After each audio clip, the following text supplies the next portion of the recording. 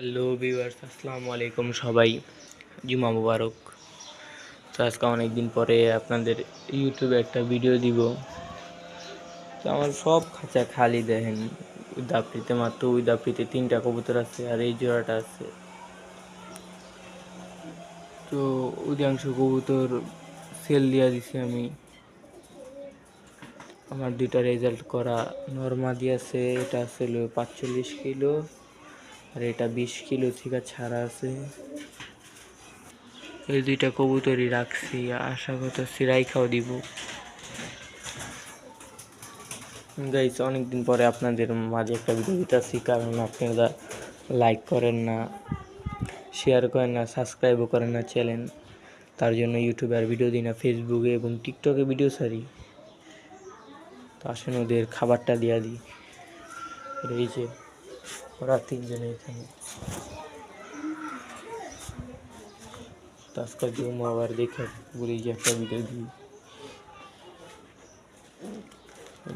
ওদের খাবারটা দিয়া দিই। একা তো তার জন্য একটু প্রবলেম হবে, ঠিক হয়ে যাবে। দেখেন 2জনে খাইতে যায় মারপিট শুরু করে দেয়।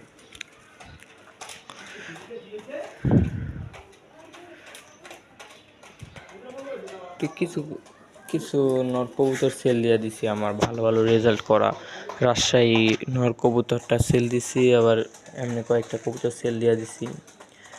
একটা বাঘা নর কবুতর ছিল, সেটাও সেল দিছি। আবার কাজ করা কবুতর ছিল, সেটাও সেল দিয়ে দিছি। সবটি ভালো দামে আর কি সেল দেওয়া হয়েছে, একটা কম দামেও সেল দেওয়া হয় নাই। এই রমজান মাসে এই একটা ভিডিও দিলাম, কতদিন পরে, অনেক দিন পরে গেছি, অনেক দিন। এখন ওদের খাবারটা দিয়ে দিই।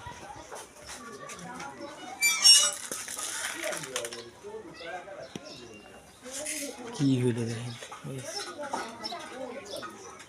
কি অবস্থা, জুতা মুতা সব মাইকে আছে। আচ্ছা, এই খাবারটি কি আর বাতিল ধরতে গেলে।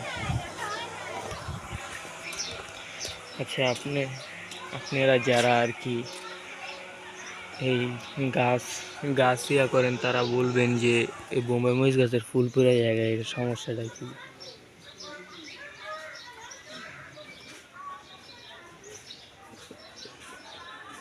সবগুলো ছোট অবস্থায় লাগানো হয়েছিল আর কি, বড় হয়েছে।